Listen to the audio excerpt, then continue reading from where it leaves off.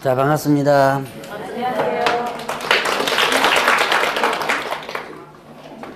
오늘 어떻게 할 차례예요?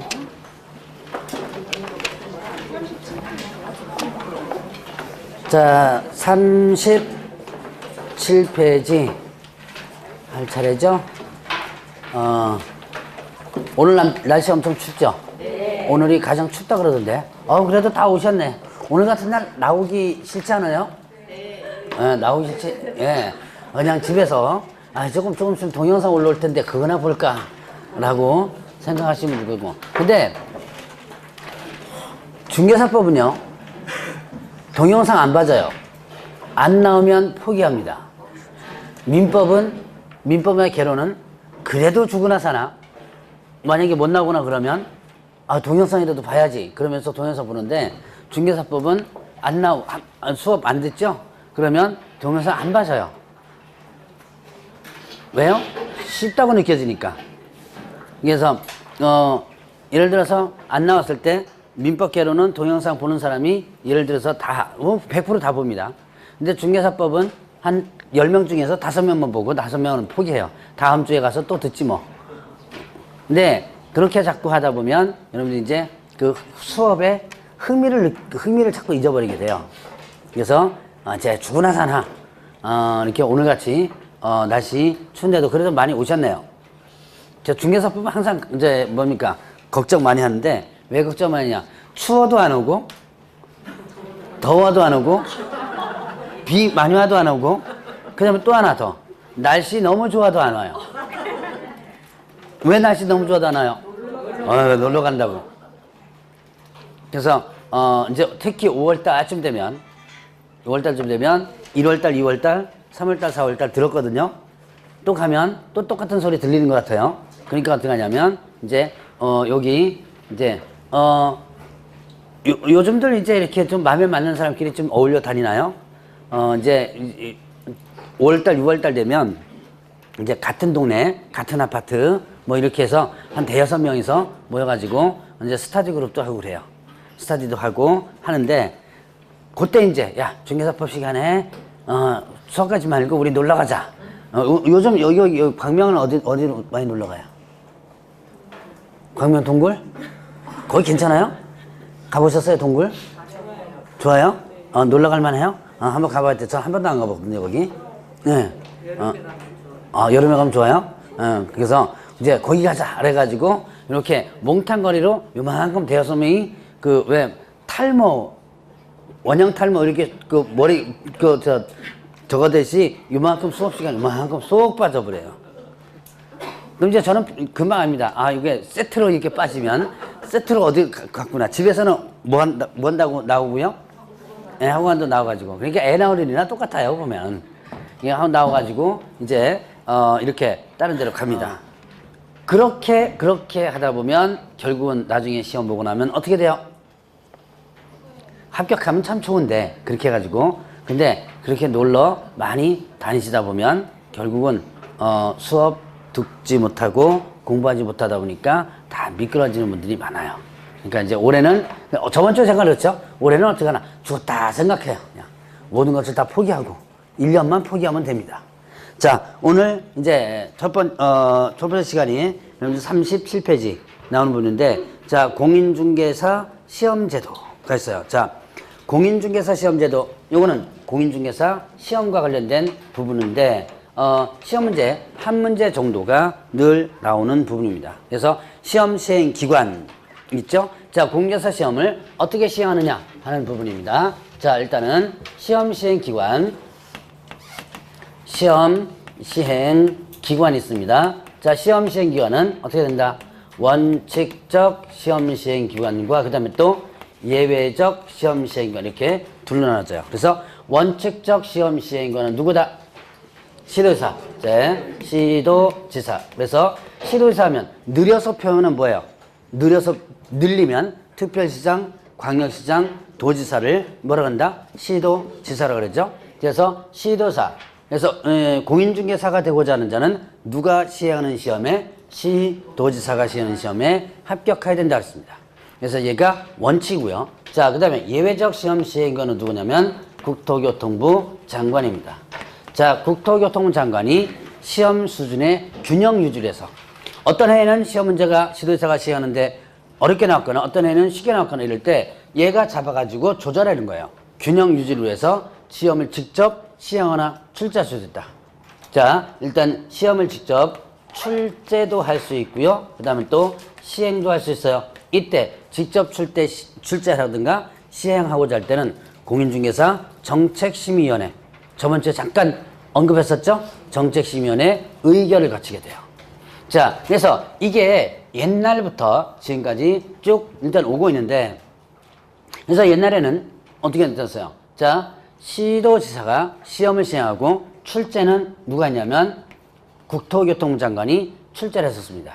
그러니까 12회 때까지 어떻게 했냐면 자, 시험 접수를 어디서 하냐면 광명시는 광명시청에서 했다고 했죠. 그래서 광명시청에서 일단 접수를 합니다. 옛날에는 그렇게 했었어요. 공무원들이 직접 접수했어요.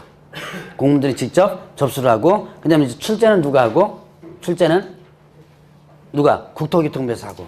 근데 이게 귀찮죠, 이게 귀찮아요. 자기네들이, 자, 공무원들이 허군날 시험 접수할 때마다 가가지고 대강당에서 이런 책상 갖다 놓고 이거 처리 짓고 하는 게 귀찮으니까 내가 할 일을 다른 기관에 맡겨버립니다. 그 맡기는 걸 뭐라 그럽니다? 맡기는 것을, 자, 위탁이라고 했죠. 위탁. 자, 시험을 뭐 할 수 있다? 위탁할 수 있다 그랬죠. 그럼 이때 위탁권자가 누구냐면, 시행 기관의 장입니다. 자, 이 용어를 여러분들이 일단은 보셔야 돼요. 시험 문제 한번 딱 나왔던, 게 있었습니다. 자, 시험 시행 기관의 장. 시험을 시행하는 기관의 장이죠. 그러면 시험을 시행하는 기관은 어디였었어요? 시도지사. 많이였나요? 국토교통부 장관도 시험을 시행하는 기관이었죠? 그러니까 이건 어떻게 하냐. 올해 누가 시험을 시행하는지 몰라요. 시도지사가 시행할 수도 있고, 그 다음에 또 국토교통부 장관이 시행할 수도 있는 거예요. 그래서 이거 둘을 묶어서 만든 용어가 뭐다? 이 둘을 묶은 용어가 시험 시행기관의 장이라고 합니다. 자, 그러면 이렇게 한번 문제가 이렇게 나옵니다. 자, 시험 위탁을 시도지사가 위탁한다. 이건 맞아 틀려요? 시험의 위탁을 시도지사가 한다. 틀립니다.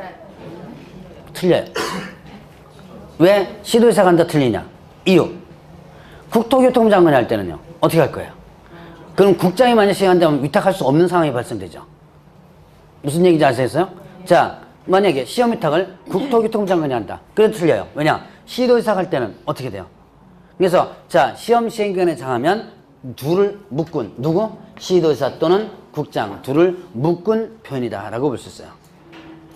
자, 요게 옛날에 시험 문제 한번 나왔었던 부분입니다. 자, 그러면 이제 이 시험 시행 기관의 장은 두 개를 묶은 것이다 라고 보시면 돼요. 자, 그러면 이제 어디다 위탁할 수 있다? 공기업 또는 준정부기관이나 아니면 또 공인중개사협회. 자, 공인중개사협회에다가 위탁될 수 있다. 자, 공기업 하면 뭐를 떠올리면 되냐면, 공기업 하면 공사 떠올리면 된다 그랬죠? 도로공사, 토지주택공사 떠올리면 되고요. 준정부기관 하면 뭐냐면 여러분들이 공단 떠올리면 돼요. 공단 떠올리면 된다니까. 여러분들이 어디 학원에 가니까 시화공단이요 그러던데. 그것도 공단이죠. 그런 공단 말고 뭐냐면 산업인력공단, 뭐 국민연금관리공단인 거예요. 자, 이거를 원한다. 준정부기관. 자, 정부기관에서 운영하는 산하기관입니다. 그래서 여러분들이 이런 공단에서 근무하는 사람들을 준공무원이라고 표현하게 돼요. 자, 바로 여러분들이 뭐 산업인력공단은 어느 부서 산하기관이냐면 노동부 산하기관이에요. 그래서 노동부 산하기관입니다. 산업인력공단은 거기에 현재 어떻게 돼요? 시험이 위탁되죠. 왜 산업인력공단이 위탁됐을까요? 산업인력공단에서는 하늘이 다 뭐예요? 시험과 관련된 부분을 다 거기서 하죠. 그래서 지금 현재 국가시험은 거의 다 거기다가 90% 이상이 거기다 위탁되어 있습니다. 그래서 여러분들이 뭐 잘 알고 있는 법무사 시험이라든가 세무사 시험이라든가 그 다음에 저 주택관리사 시험 이런 것들이 모두 이쪽으로 다 위탁되어 있어요. 자, 그러면 어디에도 위탁될 수 있다? 공인중개사 협회에도 언젠가는 위탁될 수 있다. 자, 분명히 문구가 나왔죠? 자, 공인중개사 협회하면, 자, 협회하면 전문 직종이 모인 단체고요. 자, 그러면 공인중개사 협회는 누가 모인 단체다? 예, 네, 자, 여러분들이 자, 처음 공부하시는 분들은 요거 조심해야 돼요. 나중에 뒤에 가서 협회 부분에 가서도 일단 여러분들이 공부할 텐데, 공인중개사 하면, 자, 용어정 이거 보죠. 자, 공인중개사 용어정이 이 법원에서 공인중개사 자격을 취득한 자죠. 자, 근데 공인중개사는 자격을 취득한 자입니다. 자격증 있는 사람이면 다 뭐예요? 공인중개사인데, 여기서 이 사람들은 그 자격 취득한 사람이 모이는 게 아니라 개업 공인중개사가 모인 단체예요. 자, 그럼 개업 공인중개사는 어떤 사람이죠? 개설 등록한 자죠. 그 사람들이 모인 단체다. 그러니까 여기에 만약에 위탁되면 시험 문제 쉽게 나온다, 어렵게 나온다? 네, 어렵게 나온다 그랬죠. 실제 제가 아마 11월 달에 주택관리사 예를 한번 들었을 거예요. 지금 주택관리사가 위탁은 지금 인력공단에 돼 있는데 출제권이 지금 주택관리사 협회로 가면서 되게 어려워져 있습니다. 그래서 언젠가는 어디에다가 협회로 위탁될 수 있다. 언젠가는 분명히 계속 가지고 오려고 그러는데 문제점이 있어요. 그래서 지금 안 넘겨줘요. 현재까지는. 일단 어떤 문제점이 있냐? 응시자가 너무 많아요. 응시자가 너무 많다 보니까 나중에 너무 어렵게 나왔다 그러면 순차적으로 어떻게 돼요? 폭을 줄여야 되는데 확 줄일 수 있죠. 자, 그래서 그런 조절 문제 때문에 그렇고, 또 하나 근본적인 또 문제가 하나 있어요. 협회가 두 개예요. 지금 현재 공인중개사협회는, 자, 한국공인중개사협회와 세대한 공인중개사협회 해가지고 협회가 좀 두 개로 조직돼 있어요. 이거 통합돼야 되는데 나중에 이제 협회 부분에 가서도 좀 얘기를 했지만 두 개가 되다 보니까 예를 들어서 넘겨주려고 하긴 했는데 두 개 중에 어디서 두 개 한꺼번에 같이 넘겨줄 수는 없잖아요. 그러니까 어디에다가 넘겨줘야 될지 모르는 거예요. 그래서 아직까지는 이쪽에 넘어오지 못하고 있습니다. 근데 협회가 하나로 다시 통합되고 하면 분명히 이쪽으로 더 넘어갈 가능성이 높아요. 그러니까 이쪽으로 넘어가기 전에 어떻게 된다? 열심히 공부하라. 열심히 공부를 해줘야죠. 자, 그러면 이제 원칙, 예외, 위탁 이렇게 됐습니다. 자, 그러면 이제 응시 자격을 보죠. 응시 자격은 뭐라 했죠? 나이 불문, 그 다음에 또 국적 불문. 나이 불문 누구도 볼 수 있다? 네. 미성년도 볼 수 있죠? 자, 그 다음에 국적 불문 누구도 볼 수 있다? 외국인도 볼 수 있다 했죠. 자, 그런데 이제 여기서 응시 불가능자가 있습니다. 자, 응시 불가능자, 공인중개사 자격이 어떻게 되면? 취소되면. 자, 공인중개사 자격이 취소되면 언제부터? 3년. 네. 자, 취소된 날로부터 3년간. 자, 취소된 날부터 3년간 시험에 응시할 수 없다. 자, 공인중개사 자격 취소는 대표적인 케이스가 양도돼요. 마지막, 이제 요 파트에서, 뒤에 가면 양도대 부분 나와요. 자, 그래서 양도돼요. 자격증 빌려주다 걸리면, 3년 동안, 일단 취소되고 3년 동안 시험을 못 보게 돼요. 자, 그 다음에 또 뭐가 있었다? 부정행위자가 있었죠? 부정행위자는, 자, 그 시험을 무효합니다. 자, 부정행위자가 누구라 그랬어요? 부정행위자. 여러분들 부정행위 뭐예요? 컨닝. 자, 컨닝하다 걸리면 일단은 어떻게 된다? 요거는 그 시험이 무효가 됩니다. 그러니까 아무리 잘 본 거 소용 없죠? 시험이 무효가 되고 그 무효 처분을 받은 날로부터 몇 년 동안? 5년간 시험에 응시할 수 없다. 그러니까 여러분들이 컨닝 하면 되겠어요? 안 되겠어요? 안 돼요. 하세요. 괜찮아요. 안 보이게. 예. 그러니까 여러분들 이제 시험 이제 가면요. 이제 작년에 좀 공부하셨던 분들 아실 거예요. A형, B형, A형, B형 이런 식으로 하고요. 여기에서 B형, A형 이런 식으로 일단 배포가 대부분 됩니다. 이제 이렇게 자리가 이렇게 있죠? 그러면 이렇게는 형이 틀려요. 이게 옆자리로는 형이 틀린데 대각선은 어떻게 돼요? 거의 형이 맞습니다. 이렇게 보면 돼요. 걸리죠? 걸리면 뭐라 그래요? 아니야. 아니, 5년 안 갈 수 있었어. 이렇게 봤습니다. 걸리면 어떻게 해요? 걸리면 안 봤다 그러면 됩니다. 그냥 돼요. 끝까지 안 봤다고 우기면 돼요. 왜? 감독관이 증거를 내줘야 돼요. 증거를 내줘야지만, CC, 학교 교실마다 다 CC 있나요? CC가 있으면 제가 얘기한 게 문제가 좀 틀려집니다. 근데 대부분 교실에 CC 없어요. 있는 거 한번 보고요. 나중에 들어가서 있는 거 한번 보고, 대부분 없어요. 여러분들이 뭐 중학교, 고등학교 교실 가보세요. 그거 CC 없죠? 예. 그래서, 그렇게 해서 그냥 안 봤다고 우기면 됩니다. 그리고 감독관들도 알아요. 왜냐면 옛날에는 사실 많이 했었어요, 그게. 옛날에는 뭐 60대 뭐 이런 분들 있죠? 이런 분들은 아예 대놓고 일어나가지고 막 그랬어요. 실제로 그랬었어요. 그래도, 실제로 감독관들이 그냥 보지 마세요. 막 그렇게는 하지. 왜냐면 나이가 워낙 이제 뭐 그때는 뭐 10년, 15년 전에는 보통 60대, 70대까지도 시험을 봤거든요. 그러니까 감독관이 젊으면 자기 아버지, 할아버지 때예요.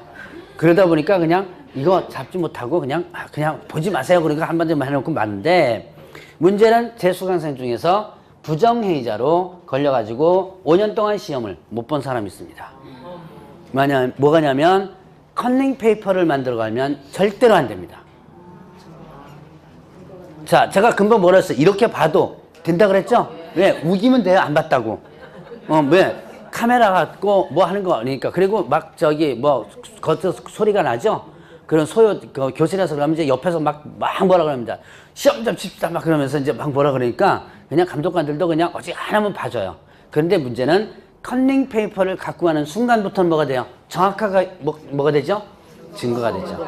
그래서 제가 수강생 중에서 2009년도 예, 이제 벌써 한 10년 갖게 되네. 페이퍼를 만든 게 아니라, 여러분 문방구 가면요, 요만한 지우개 있죠, 왜? 여러분들, 뭔지 아실 거예요? 두께 이렇게 얇으면서 넓적한 지우개가 있어요. 그건 누구 머리에서 나오는지, 이제 스터디 그룹을 하는데, 한 5명이서 했대요. 근데 거의 다 공부 잘했던 사람입니다. 근데 누군가가 제안을 했대요. 야, 지우개에다가 공법이 좀, 여러분 어때요? 공법. 예, 어렵죠? 그래서 공법을 깨알같이 써가지고 갑니다. 5명이서 딱, 이제 같이 이제 공부를 했던 그룹이니까 같이 써요. 이렇게 모여가지고 킥킥대면서 쓴 것 같아요, 아마. 예. 그러니까 여러분들 아마 재밌죠? 왜 그런 게 쓰면은. 근데 문제는 이게 이제 나이 들면 이 부주의가, 여러분들 이런 거 갖고 가면 어떻게 돼요? 가능하면. 한쪽에는 이제 이렇게 뭐를 쓴 거예요. 한쪽에는 공법 암기 노트 같은 거 있죠? 쓰고 한쪽에는 안 쓴 거예요. 그래서 어떻게 나요? 뒤집어 놓은 거죠. 근데 수강생 한 명이 이거를 무의식적으로, 예, 이렇게 해놓은 거를 쓴 걸 이렇게 놔버린 거예요. 그러니까 무의식적으로 그러는 거예요. 그런데 감독관이 가끔씩 지나다니거든요. 그리고 이렇게 여기서 보면 이제 이렇게 보여요. 이렇게 뭔가 새카만 게 있는 게 보여요. 그래서 슬 가가지고 살짝 들어보니까 써놓은 거죠. 그 자리에서 시험 문제 가고 OMR 카드 압수시킵니다. 그거가 뭐가 되는 거예요? 증거가 되고, 그 다음에 또 이제 교무실로 데리고 나가요. 교무실로 가면 자술서 쓰거든요. 이게 확인서 써요. 써가지고 그 다음부터는 이제 그 시험이 그 자리에서 뭐가 되는 거예요? 무효가 되는 거죠. 그래가지고 근데 그 5명 있었는데요, 한 반에 3명이 같이 들어가고, 여러분들 학원에서 접수하면 대부분 한 학원 수강생들이 이렇게 한 반에 왕창 있거든요. 그러니까 한 반에서 3명이 들어갔고, 옆 반에 2명이 들어갔나? 근데 나만 안 쓰고 쟤 다 썼는데요, 이거 할 수 없잖아요. 그러니까 혼자서 그냥 감수하고 이게 5년 동안 시험을 진짜 못 보는 사례가 있었어요. 근데 이 양반이 공부를 되게 잘했던 사람이에요. 제가 1차 과목이 70점대가 9월달 모의고사에 평균 70점대가 넘게 나왔고, 중개사법 같은 경우는 제가 이제 9월달 모의고사 되게 어렵게 내거든요. 동영 모의고사를. 그런데도 거의 70점에서 80점대가 올라오는 점수가 되게 좋았는데, 거기에 흡수력에서 하는 바람에 됐었어요. 근데 그 양반이 또 하나가 현재 업을 하고 있던 사람이에요. 동업, 조금 이따가 이제 동업 관계를 얘기할 겁니다. 업을 하고 있던, 공인중개사 데려와가지고 하고 있던 사람이라서 상당히 좀 억울했었어요. 근데 어쨌든 지금은 그래도 다시 5년 지나가지고 합격해서 지금 업을 하고 있습니다. 어디서 하냐면 남양주에서 지금 하고 있어요. 그래서 여러분들이 절대로 이렇게 하면 안 된다. 그러니까 페이퍼는 만들어가지 마세요. 그래서 자, 일단은 부정의로 걸리면 어떻게 된다? 5년간 일단은 시험 못 본다. 자, 이제 그거 말고 또 부정의자가 또 케이스가 있어요. 여러 가지인데 뭐 대리시험도 있고요. 대리시험은 제가 직접적으로 이제 확인을 못 했는데 있다고는 종종 들어요. 근데 대리시험은요, 여러분들이 생각하지 마세요. 일단은 상대편이 공부를 되게 잘해야지만 됩니다. 괜히 쓸데없이 돈 주고 대리시험자 하나 했다가 공부 못하면 떨어지고 걸리고 골치 아파요. 그 다음에 또 하나 이제 시험지가 유출된 사례도 있었어요. 이제 그거는 3월 달에 한번 얘기를 해드리죠. 자, 어쨌든 지금은 어떻게 한다? 부정의를 하게 되면 5년간 이렇게 됩니다. 자, 그러면 이제, 응시자에 대한 부분 받고, 그 다음에, 지금 여러분들 39페이지에 보면, 일단은 시험 실시 방법인데요. 자, 요거는 일단, 시험 문제는 잘 안 나와요. 근데, 1월 달이니까 잠깐 언급을 하고 일단 가겠습니다. 자, 일단 1차 시험과 2차 시험을 구분하여 시행한다고 했어요. 자, 구분 시행입니다. 자, 이게 뭐예요? 1차와 2차를 따로따로 보는 거예요. 많은 시험이 이렇게 하죠. 1차 시험 합격하면 어떻게 된다? 자, 합격자를 대상으로 해서 2차 시험. 주택관리사가 대표적으로 지금, 한 4년, 5년 전부터 1차, 2차로 분리해서 시행합니다. 그래서 이제 주택관리사 같은 경우는, 1차 시험이, 7월 달이고 2차 시험이 9월 달이에요. 자, 공인중개사 시험도 이렇게 1차와 2차가 구분해서 시행하는 원칙인데, 여러분들이 이제 알고 있는 것이 어떻게 돼요? 같은 날 보죠? 그래서 예외적으로 동시에 실시할 수 있다. 그래서 평가는 구분해서 합니다.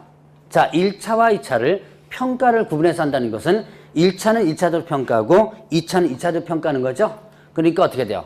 이제는 2차 점수가 1차로 절대로 안 넘어간다. 그러니까 1차 여러분이 열심히 공부를 하라 그랬죠. 자, 그러면 이제 이렇게 예외적으로 동시에 실시할 수 있는데 같은 날 1차와 2차를 같이 보게 됩니다. 그러면 1차 시험 불합격한 자 2차 시험 뭐가 된다? 무효다. 제가 아마 공부하는 방법 할 때 잠깐 얘기를 했었죠. 그러니까 아무리 2차 잘 봐도 뭐가 안 되면 1차가 안 되면. 그러니까 뭐 여러분들이 다 상식적으로 이제 알고 있을 거예요 아마. 그래서 주고 나서나 언제까지는 4월 달까지는 일단은 1차에 집중을 하라 그랬죠. 자, 그러면 이제 이런 경우 있죠. 1차를 합격합니다. 2차가 안 됐어요. 그러면 1차 시험을 면제하죠. 어떻게 면제한다 그랬죠? 다음 회 시험에, 다음 시험이 아니고 다음 회 시험에 면제한다 그랬어요. 자, 다음 회 시험에, 자, 28회 때 1차 합격하면 28회 때 하면 29회 때 일단은 되는 거죠. 자, 그러면 이제 그 다음 페이지에 보면 이런 게 있습니다. 자, 시험 방법 보죠. 1차 시험은 선택형을 출제하는 원칙으로 하되 주관식 단답 등 기평을 가미할 수 있다. 선택형이면 여러분 오지선다형 이거죠?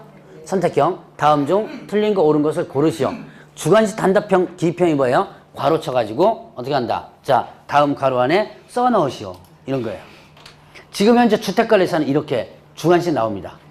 근데 공인중개사는 아직 주관식 나온 적 없습니다. 왜 그럴까요?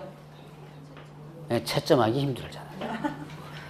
자, 각 과목별로 예를 들어서 주관식 괄호치기 5문제씩 낸다고 칩시다.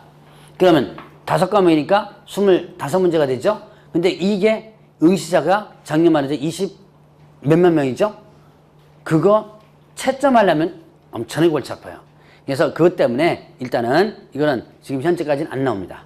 응시자가 확 줄었을 때는 아마 나올 가능성이 있어요. 자, 그 다음에 또 하나.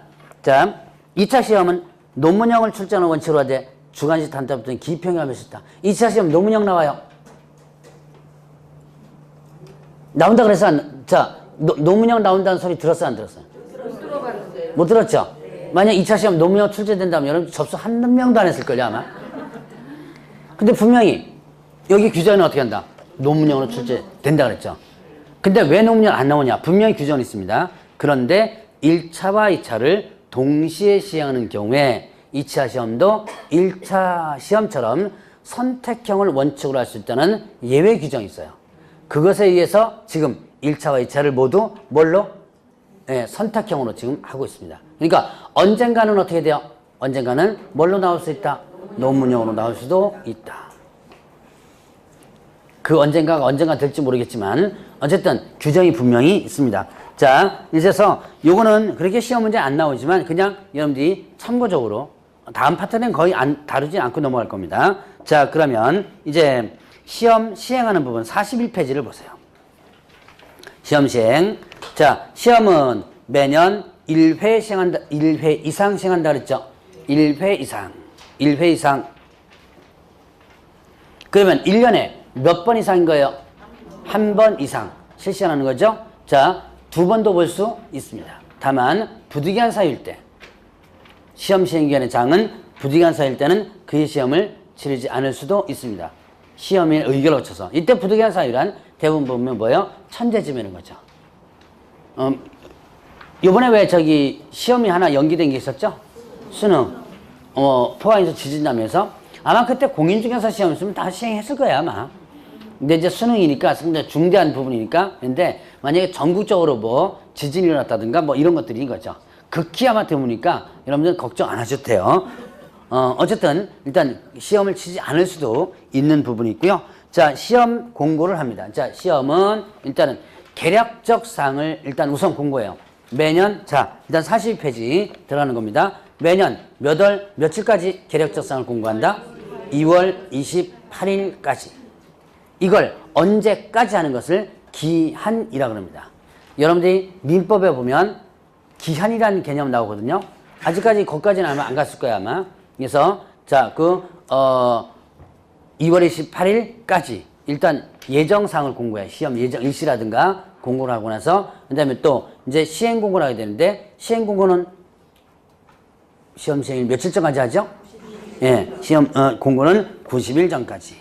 자, 어디다가 공고한다 그랬어요? 시험 공고는 관보 및 일간신문. 그러니까 관보 및 일간신문 이렇게 되면 어디다가요? 관보에도 공고하고 또 어디다가 일간신문에도 공고하고 이렇게 되죠. 자, 그러면 이제 시험에 응시하고자 하는 자는 응시원서를 제출해 줘야지만 되는데요. 자, 응시원서 제출할 때 응시수수료를 내게 됩니다. 응시수수료를 내는데요. 자, 응시수수료는 원칙과 그 다음에 예외가 있어요. 응시수수료는 원칙과 예외가 있다. 자, 원칙은 자, 지자체의 조례가 정하는 수수료입니다. 여러분들이 응시할 때 돈 내거든요. 자, 원칙은 지방자치단체 조례가 정하는 수수료. 일단 써놓고 보죠. 자, 예외적으로 국토교통부 장관이 시행할 때는 어떻게 된다? 자, 국토교통부 장관이 결정 공고하는 수수료고요. 자, 그 다음에 위탁했을 때는 위탁받은 자가 위탁을 받은 자가 위탁한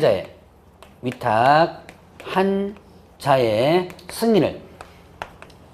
승인을 얻어서 결정권을 수수료 낸다. 자, 수수료 부분도 시험 문제 한번 나왔던 부분입니다. 자, 문장이 바뀔 수 있고요. 문장 바뀌어서 나오면 여러분들이 나중에 되게 헷갈립니다. 1월달과 2월달은 제가 이런 문장이라든 바뀌는 연습 같은 걸 안 하는데 3월달부터는 이제 연습시킬 거예요.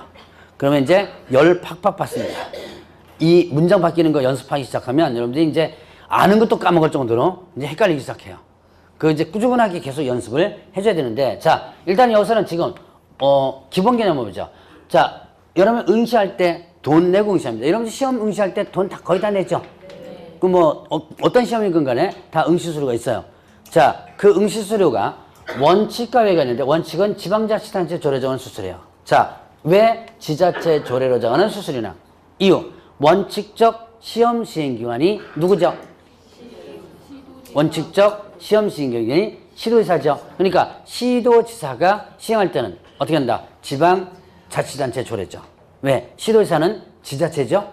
자, 그러니까 조금 더 세부적으로 하면 이제 지자체 조례 중에서 광역 조례인 뭐예요? 시도 조례가 되는 거예요. 근데 시도 조례라고는 굳이 기억할 필요 없이 운전 지자체 조례 이렇게 하면 됩니다. 자, 그 다음에 국토교통부 장관이 어떻게 돼요? 직접 시행할 수 있죠. 이럴 때는 국토교통부 장관이 결정 공고는, 그 다음에 위탁할 수 있죠. 위탁하게 되면 위탁 받은 자가 위탁한 자의 승인을 얻어서 규정 수수료. 자, 다시 한번. 위탁을 하게 되면 위탁을 받은 자가 한 자의 승인을 얻어서 결정으로 수수료죠. 지금은 위탁돼 있지요. 위탁돼 있으니까 여러분들이 지금 낸다면 요거를 내는 거예요. 자, 그래서 요즘은 그래도 1차와 2차 분리해가지고 금액이 나옵니다. 자, 그래서 이렇게 수수료를 냅니다. 자, 이제 응시원서 제출할 때 이런 식으로 응시 수수료를 내게 되는데, 이 응시 수수료를 내고 나서 중간에 응시 의사를 뭐 하게 되면, 철회하게 되면, 응시 의사를 철회하게 된다면 이때는 어떻게 된다? 이때는 응시 수수료의 전부 또는 일부를 반환해야 한다고 했어요. 중간에 어떻게 포기하는 거죠? 그러면 전부 또는 일부를 반환한다. 자, 그 반환 기준이 여러분들 교재에 있게 되는데, 자, 반환 기준 보면 40페이지에 맨 밑에 부분이 있었죠? 밑에 부분에 보면 반환 기준 한번 볼까요? 반환 기준 어떻게 돼요? 자, 응시수를 뭐 하게 되면 과오납하게 되면, 자, 과오납 더 낸 거죠. 실수로 더 낸 거예요. 그러면 어떻게 된다? 과오납의 전부. 과오납의 전부. 자, 더 낸 것만 이렇게 반환해줘요. 자, 그 다음에 시험 시행기관에 귀책 사유로 응시하지 못했을 때는 어떻게 된다? 시험 시행 귀책 사유로 응시하지 못했다 그러면 수수료 전부. 근데 이건 문제가 심각하죠. 나는 접수했는데 접수 받는 부분에서 접수가 안 된 걸로 돼 있죠? 그러면 한 해 농사 완전히 망치는 거죠. 이게 뭐 망치는 거 정도가 아니죠, 이거는. 이건 손해배상 청구 단단히 해야지만 됩니다. 근데 어쨌든 지금 현재 규정상으로는 어떻게 돼요? 돈, 수수료 다 주겠다 하죠. 뭐 다 줘봤자 몇만 원 안 됩니다. 자, 어쨌든 귀책 사유로 응시하지 못했다 그러면 수수료 전부. 자, 그 다음에 또 이제, 자, 접수기간 마감일 다음 날부터, 자, 접수기간, 접수기간 내부터죠. 접수기간 내 취소하면 어떻게 돼요? 접수기간 내 취소하면 수수료 전부. 이렇게 되고요. 그 다음에 접수기간 마감일 다음 날부터 며칠이었죠? 7일 이내. 접수 취소하면 100분의 60. 그 다음에 또 그 기간이 경과된 날로부터 7일이 경과된 날로부터 시험 시행일 며칠 전? 10일 전까지 취소하면 100분의 50. 자, 숫자 나오죠? 이거 숫자만 자꾸 기억하려고 하면 통째로 기억하셔야 돼요. 그래야지만 여러분들이 나중에 문제 풀 때 이러면 숫자를, 여러분들 저번 주에 잠깐 했어요. 공법이나 뭐 중개사법이나 숫자에 자꾸 매달리지 마시라고. 통째로 이제 연습하는 것을 해줘야지만 됩니다. 자, 이것도 나중에 보면 이제 다 연습을 다시 하게 될 겁니다. 자, 일단은 43페이지 보면 이렇게 해서 이제 응시수를 내고 응시를 합니다. 그러면 이제 합격자를 결정하는데 일반자 합격자 결정 법은 보고 전하죠. 다 알고 계시죠? 1차, 2차 각각 가까운 별 얼마? 가까운 별 얼마 이상 올라가야 돼요? 40점. 그 다음 평균 60점 이상이면 합격이 되죠. 현재는요. 자, 그러면 이제 합격자를 공고합니다. 누가 합격자 공고한다? 누가 합격자 공고? 시험 시행기관의 장. 시험 시행기관의 장이 시험을 쳤죠.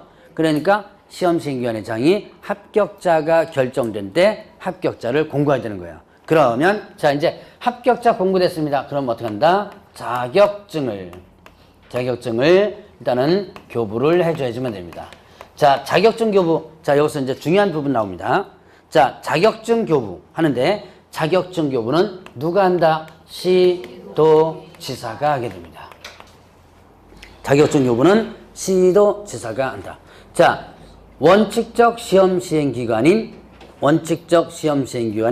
시도지사가 해도 시도지사가 교부하고요. 국장이 시행해도 누가? 시도지사. 그럼 위탁해도 누가? 시도지사가 교부해 주는 거예요.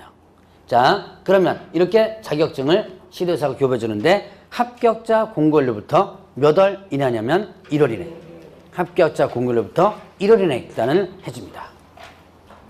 자, 그러면 이때 교부대장이, 자, 자격증 교부할 때는 자격증 교부대장의 기저교 교부하고요. 이때 자격증 교부대장은 전자적 처리가 가능한 방법으로 관리하라 라고 했습니다. 자, 전자적 처리가 가능한 방법으로 관리하라는 얘기는 무슨 뜻이야? 전산 처리를 하는 거죠. 옛날에는 공인중개사 자격증이 전산 처리가 안 됐었어요. 그래서 뭐가 있었냐면 자격증 위조단도 한번 걸린 적이 있었어요. 이 공인중개사 자격증도 참 대단합니다. 공인중개사 실제로 위조단이 실제로 걸린 적이 있었어요. 그러니까 이게 자격증 교부대장이 전산 처리가 안 된 게 전산 처리가 된 게 이제 불과 10년이에요. 자격증 위조단이 걸린 게 2005년도인가 걸렸어요. 그때까지는 시도지사가 자격증 교부대장을 전산 처리를 안 하고요. 거기에 수기로 이렇게 썼었어요. 수기를 이제 교부해줄 때 이렇게 대장 이렇게 착자 같은 거 있죠? 그거 펴가지고 손으로 써가지고 도장 이렇게 가져갔다는 도장 하나 찍고 지장 찍고 이런 식으로 해가지고 관리를 했었습니다. 그러다 보니까 어떤 명점이냐? 자, 서울에서 교부받을 거 가시고 저쪽에 전라도나 경상도 가서 써먹으면 어떻게 돼요? 확인을 못 하는 거예요. 그래서 이제 조금 있다가 중개사무소 개설 등록 부분에서 서류, 서류는 요번에 언급하지 않고 넘어갔지만, 옛날에는 자격증 사본을 서류로 제출했는데 꼭 등록할 때는요, 뭐냐면 자격증 원본을 들고 오도록 해요. 복사본은 제출 서류로 하고, 복사본과 원본은 비교되도록 이렇게 하도록 하고, 원본은 당연히 이제 돌려주겠죠. 이런 식으로 하다 보니까 자격증 위조단이 이제 나온 거예요.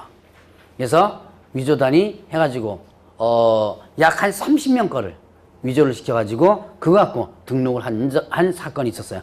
그리고 나서부터는 부랴부랴 뭐냐면, 이제 전산 처리를 합니다. 그래서 2년간 걸쳐서 전산 처리해가지고, 지금은 전산 처리가 몽창돼요. 그러니까 이 전산 처리가 안 될 때는요, 전산 처리 안 될 때는 어떻게 됐냐면, 공인중개사 합격한 사람이 다시 시험을 응시할 수 있었어요. 제가 알고 있는 개론 선생님은요, 자격증 2개예요. 개론 선생님, 여기 개론 선생님 말고, 제가 다른 선생님 알고 있는데, 그분은 공인중개사 자격증이 2개입니다. 그때는 자격증이 있어도 또 시험에 응시해도 돼요. 왜냐면 명단이 확인을 못 하니까, 그러니까 다 그냥 받아준 거예요. 지금은 제가 만약에 응시한다고 들어가서 딱 주민등록 이름과 주민등록 치죠? 그럼 뭐라고 나오면 응시 불가라고 나와요. 그럼 이건 뭐냐면 자격증 있는 사람들이 이제 응시하지 못하는 거죠. 이게 전산 처리가 되니까 그런 거죠. 그래서 그렇게 전산 처리, 전자적 처리가 가능한 법을 관리하라 그랬죠? 그게 한지가 벌과 이제 10년밖에 안 된 거예요. 자, 어쨌든 이렇게 시도지사가 자격증을 교부해 준다라고 하는 거. 자, 그러니까 어디에서 시험을 시행했든 간에 무조건 자격증 교부는 누가 한다? 시도지사. 자, 그러면 일단 자격증에 대한 자격증 재교부가 있습니다. 자, 자격증 재교부 뭐냐? 자, 잊어버리거나 못 쓰게 됐을 때 어떻게 된다? 재교부 신청을 할 수 있다고 했어요. 잊어버리거나 못 쓰게 됐을 때. 자, 그러면 이때 자격증 재교부 신청을 할 수 있다고 했고요. 그럼 재교부는 어디다가 신청하느냐? 자, 시도지사, 당연히 시도지사죠. 시도지사 중에서 교부한 시도지사에게. 교부한 시도지사. 자, 여러분들이 지금 여기서 응시하면, 광명시에서 응시하면 누구 명의로 교부가 돼요? 광명시장 명의가? 아니죠. 자, 교부는 누가 한다? 시도지사. 시도지사는 늘리면 뭐라 그랬어요? 특별시장, 광역시장, 도시자죠? 아직까지 이제 이게 익숙치 않죠? 예, 근데 나중에 자연스럽게 익숙하게 될 거예요. 그거 못했다고 뭐 자책할 필요 없어요. 이거는 공부하다 보면 자연스러워져요. 자, 그러면 특별시장, 광역시장, 도시사니까 여러분들이 광명시에 응시하면 뭐가 되는 거? 누구 명의로 교부되는 거? 경기도지사 명의로 교부됩니다. 혹시 여기 계신 분 중에서 주소지가 경기도 밖으로 계신 분 계세요? 그런 분들은 응시할 수 있습니다. 여기서. 다만 주소지에 있는 명의로 교부가 돼요. 그러니까 만약에 여기에서 응시했는데 주소지가 주민등록지를 얘기하는 거예요. 주민등록지가 만약 서울이라면 여기서 응시했어도 서울특별시장 명의로 교부가 됩니다. 그러면 그거만 일단 참고적으로 하면 돼요. 제가 저쪽 인천에서 강의할 때는 주소지가 경북 어디야? 경북 안동인가? 주소지가 거기 돼가지고 자격증 받으러 경북까지 간 적이 있었어요. 하기가 저걸로다가, 택배로다가 요즘 서비스가 되는데, 겸사겸사해서 받으러 갔다 그러더만요. 그래서 그렇게 여러분들이 참고적으로 알아두시고, 어쨌든, 자, 자격증 재교부는 누가 한다? 교부한 시도사. 여러분들이 경기도지사 명의로 교부를 했는데, 전라도나 아니면 경상도로 이사 갔어요. 갔는데, 자격증 잊어버렸죠? 어디까지 올라와야 돼요? 경기도까지 올라가셔야지면 됩니다. 자, 그러면 이때, 재교부 신청할 때, 자, 이때도 마찬가지로 지자체의 조례로 정하는 뭘 낸다? 수수료를 내게 됩니다. 자, 이제 자격증 재교부까지를 한번 봤어요. 자, 그러면 이제 또 이 파트에서 또 시험 문제 잘 나오는 게 뭐냐면 자격증 양도되어 양수금지. 자, 자격증에 대한 양도, 그 다음에 대여, 그리고 뭐를 금지한다? 양수를 금지한다. 자, 그러면 자격증에 대한 양도 대여가 뭐예요? 빌려주는 거죠? 자, 그래서 거기 문구를 보면 공인중개사는 다른 사람에게 자기의 성명을 사용하여 업무를 하게 하거나 자격증을 양도돼서는 안 된다라고 나오고요. 자, 그 다음에 또 누구든지 다른 사람의 자격증을 받아서 업무를 해서는 안 된다라고 나옵니다. 뭐 이런 국가 자격증은 다 이거 일단 금지되는 거 여러분들 기본적으로 다 아실 거고, 그러면 자격증 양도되면 어떻게 돼요? 자격증 양도되면 당연히 자격 취소되죠. 그래서 공인중개사 자격이 어떻게 된다? 취소된다. 그 다음에 형벌까지 나옵니다. 1년 이하 징역 또는 1,500원. 1년 이하 징역 또는 1,500원. 자, 요즘 자격증 양도되어 많이 줄어들었어요. 자, 아마 11월 달에 제가 강의를 했던 분들은 좀 들었겠지만, 요즘 자격증 양도대여를 양도 빌려주면 보통 30만원에서 40만원 받아요. 옛날에 90년도, 20년 전쯤입니다. 90년도 중반까지만 해도 100만원에서 120만원 받았던 게, 얘네는 100만원, 120만원 받았어요. 그 불과 20년 전에. 그 20년 전에는 가치가 이렇게 올라오면 더 올라가야 되는데, 어떻게 왜 떨어졌어요? 예. 자격증이 너무 많다 보니까 희소성이 아무래도 적어졌죠. 그래서 이제 이렇게 30만원, 40만원 하는데, 그거 받겠다고, 그거 받아서 애 유치원비 보태겠다고 하면 안 된다 그랬죠. 예, 이거 여러분들이 이제 공직자 자격을 취득하면 여러분들 스스로 자정을 해줘야 돼요. 그래서 그 돈 받겠다고 했다가 나중에 집안 망하는 거 제가 많이 봤습니다. 일단 걸리면 어떻게 되고요? 자격 취소된다. 그럼 취소되지 뭐. 어차피 난 안 할래. 취소해요. 형벌 1년 이하 징역 또는 1,500원, 1년 이하 징역을 가거나 1천만 원 이하 벌금입니다. 근데 자격증 빌려줬다고 해서 징역 보내는 거 제가 아직 못 봤습니다. 징역 보내는 거 아직 못 봤어요. 제가 아는 한. 그러면 대부분 뭐 벌금형 물게 된다. 보통 한 600만 원 선에 벌금형 나옵니다. 벌금형 물지 뭐. 여러분 돈 많죠? 돈 많죠? 네, 벌금은 물으면 돼요. 네, 600만 원 주면 됩니다. 그런데 이거보다 더 문제가 뭐냐? 바로 손해배상 책임이에요. 자격증 빌려줘가지고 나중에 하면 4명의로 일단 등록하는 거죠. 자, 그렇게 해서 나중에 업무를 하다가, 그럼 빌려받은 사람, 자, 받은 사람은요, 그러면 빌려준 사람이 소중해가지고 고이고이 해가지고 뭐 업무를 하는 거? 아니죠. 언젠가는 잔뜩 한 다음에 들고 튀는 경우 많습니다. 제가 일단 아는 수강생 중에 하나는 3억 5천 날렸어요. 인천 그 공단 쪽에서 공장 전문으로 공장 전문 좀 배우겠다고 하다가 3억 5천 날렸어요. 그거는 이제 양도대여보다는 조금 이따가 제가 설명할 동업관계에서 이게 사례지만 어쨌든 그나기나 비슷해요. 그래서 가장 여러분들이 타격 입는 게 뭐냐면 바로 손해배상. 얘가 만약에 해먹고 들고 튀면 당연히 누가 배상 책임을 있어요?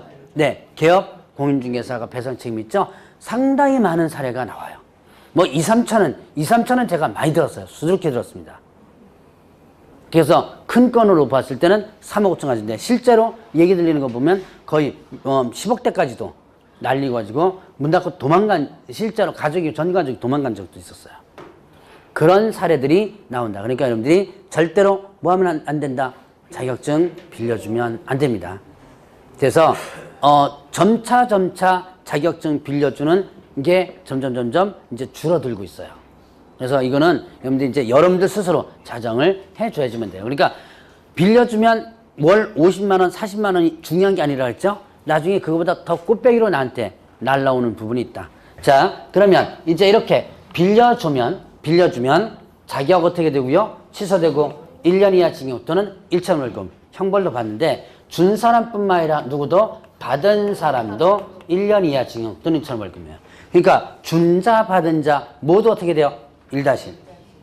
준 자 받은 자 모두 1년 이하 징역 또는 1천 월급이 되죠. 자, 그래서 제가 이제 이 상황을 한번 11월 달에 있었던 건 한번 들었을 거예요. 자, 다시 한번 설명하죠. 자, A는 공인중개사 자격증을 가지고 있고 B는 공인중개사 자격증이 없습니다. A는 자격증만 있고요. 돈도 없고 경험도 없고. 자, 돈은 많을 수도 있어요. 근데 경험이 없으니까 쉽게 어떻게 돼요? 덤벼들지 못하죠. 자, 그 다음에 B는 뭐만 없는 사람? 자격증만 없는 사람. 돈도 많고 경험도 많아요. 그러니까 얘가 부동산을 하려고 보니까 내가 자격증 없으니까 누구를? A를 끌어들이는 거죠. 야, 같이 하자. 그래서 A와 B가 같이 여기서 업무를 하는 것. 자, 얘는 등록하고 A는요. 그 다음에 B는 뭐하고? 여기 이제 그 돈 다 투자를 하고 사무실 같은 거 내고 그리고 조건을 걸죠. 뭐 하겠다? 일 가르쳐 주겠다. 근본적인 목적이 뭐예요? 뭐 배우려고? 네, 일 배우려고 그러는 거예요. 일 배우려고. 자, 그러면 이렇게 해가지고 이렇게 하는 것을 흔히들 뭐라 하냐면 동업 관계라 그럽니다. 동업. 자, 이거는 양도대여에 해당된다 안 된다? 안 된다. 자, 요 자체는 양도대여가 아니라 그랬죠. 자, 그런데 문제는 자, 법적으로 사장이 누구예요? A죠. 실질적 사장은 누구예요? B죠. 얘가 실질적 사장이죠. 그러니까 지 멋대로 많이 하죠. 자, 그래서 이 동업관계는 단속의 타켓이 되기도 합니다. 그러니까 동업 자체를 단속하는 게 아니에요. 이런 경우는 주도적 업무를 누가 많이 한다? 예, B가 많이 하죠. 그러니까 단속의 타켓이 되기도 해요. 자, 그러면 여기서 보면 이제 얘가 주도적 업무를 하고 그러면 얘한테 일 가르쳐주겠다 했죠. 가르쳐줘요? 자, 이거는 여러분들이 만약에 B 입장이 됐습니다. 마음 좀 굳게 쓰세요. B 입장이 됐어요. 그럼 대부분 여러분들도 어떻게 돼요? 안 가르쳐줘요. 안 가르쳐줘요. 왜 안 가르쳐줘요? 이유. 잠재적 경쟁자고요. 얘가 배워가지고 옆에다 차려요. 아니면 길 건너다 차리고 한 브록 뒤에다 차려도 한 브록 더 뒤에다 차리더라도 어떻게 된다? 다 경쟁자가 되는 거죠. 그 다음에 또 하나는 얘가 일 가르쳐주면 6개월만 나가버려요. 그럼 얘는 또 다시 또 자격증을 또 구해야죠. 그러니까 이런 것 때문에 일을 잘 안 가르쳐주는 거예요. 실제로 제가 실무교육 강의를 예전엔 지금은 실무교육 강의를 안 가는데 예전에 실무교육 강의를 가보면 이렇게 해가지고 이렇게 해서 1년 동안 내가 한 일은 계약서를 써주는 일, 쓰는 일이 아니고 써주는 일, 써주는 일. 이게 무슨 얘기예요? 얘가 협상 다 해와요. 다방 가서 협상 다 해옵니다.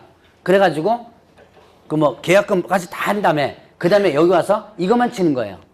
계약 쓰는 일이 아니고 써주는 일만 하고 손님 오면 뭐 해주는 거? 예, 커피 타다 주는 거. 저번주에 이거 보조라 그랬죠? 예, 그거 1년 동안 하고 나온 사람이 수족합니다. 배운 게 그거밖에 없다. 그래서 여러분들이 가능하면 이런 것들은 여러분들이 가능하면 하지 마시라. 이때 여기서 사고가 많이 나요.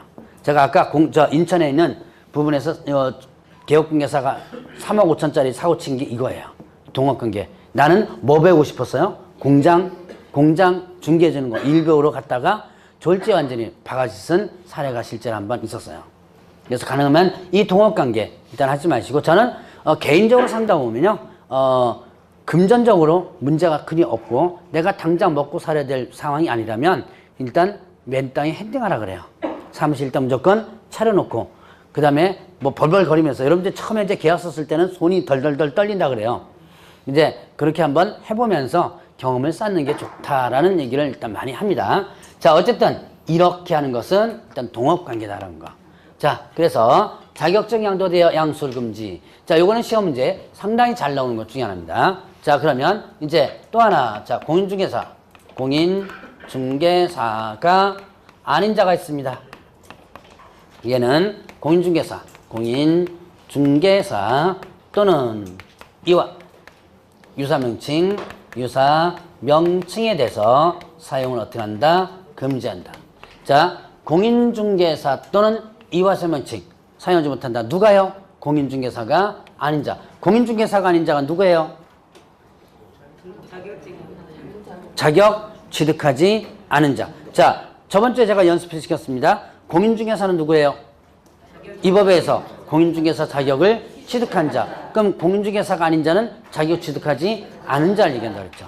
그러니까 자격증 없는 사람이 공인중개사 명칭 쓰거나 이와 유사 명칭 썼다 그러면 어떻게 된다? 바로 요거는 위반하면 1년 이하 징역 또는 1천만 원 이하 벌금입니다. 유사 명칭 사용 위반하면 어떻게 된다? 1-1. 자, 그러면 여기서 관련된 이제 판례 하나 나오는데 이런 내용을 합니다. 자, B가 실질적 사장이죠.